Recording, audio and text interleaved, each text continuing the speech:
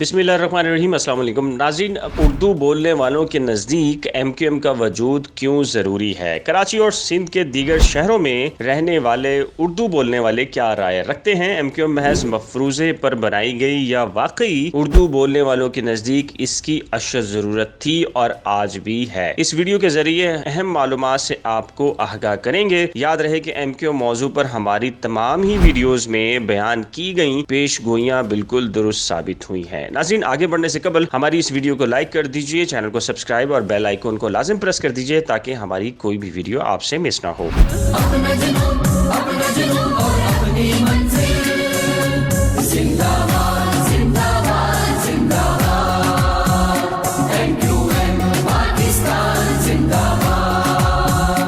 تو ناظرین، آتے ہیں آج کے موضوع کی طرف۔ ناظرین، کراچی اور سندھ کے دیگر شہروں میں بسنے والے اردو بولنے والے سمجھتے ہیں کہ کراچی میں کوئی بھی نوکری ہو، خواہ گریڈ 21 کی یا چپڑاسی کی، اس کے لیے اخبار میں اشتہار دیکھا جائے تو معلوم ہوتا ہے کہ اس اشتہار پر لکھا ہوتا ہے کہ یہ کراچی والوں کے لیے نہیں۔ ناظرین، سندھ سیکریٹریٹ چلے جائیں، سیوک سینٹر، عدالتوں میں، غرض کسی بھی سرکاری ادارے میں جائیں، حتیٰ کہ کراچی میں کمشنرز اور ڈپٹی کمشنرز کے عہدے بھی کراچی والوں کے پاس نہیں۔ پولیس ہو یا پھر کراچی میں کچرا جمع کرنے والا Sindh solid waste management board, اس کے افسران اور ملازمین کا تعلق بھی کراچی سے باہر سے ہے۔ ناظرین، ایسے میں کراچی میں بسنے والے، خاص کر اردو بولنے والے، سمجھتے ہیں کہ صوبائی اور وفاقی دونوں سطح پر ان سے امتیازی سلوک کیا جاتا ہے۔ اس لیے وہ سمجھتے ہیں کہ جہاں دیگر زبانیں بولنے والوں کی نمائندہ تنظیمیں ہیں، لہٰذا ان کی بھی کوئی نمائندہ تنظیم ہونی چاہیے۔ اسی لیے اردو بولنے والوں کی اکثریت MQM کے وجود سے متفق رہی، مگر بدقسمتی سے جب سے MQM کی قیادت اردو بولنے والوں کے حقوق کے تحفظ کے بجائے مال بٹورنے اور غلط دھندوں کا شکار ہوئی، اردو بولنے والوں کی خاموش اکثریت نے MQM سے راہیں جدائی کر لی ہیں۔ تاہم چونکہ ان کے نزدیک آج بھی ان کے تحفظ کے لیے آواز اٹھانے والی کوئی جماعت موجود دوسری نہیں، اس لیے وہ انتخابات میں ووٹ کے لیے MQM کو ہی ترجیح دیتے ہیں۔ امید ہے آپ کو ہماری یہ نئی معلوماتی ویڈیو پسند آئی ہوگی۔ اس ویڈیو کو شیئر کیجئے، چینل کو سبسکرائب کر دیجئے اور بیل آئیکن کو لازم پریس کر دیجئے تاکہ ہماری کوئی بھی ویڈیو آپ سے مس نہ ہو۔ ایک نئی معلوماتی ویڈیو کے ساتھ جلد حاضر ہوں گے، تب تک کے لیے خدا حافظ۔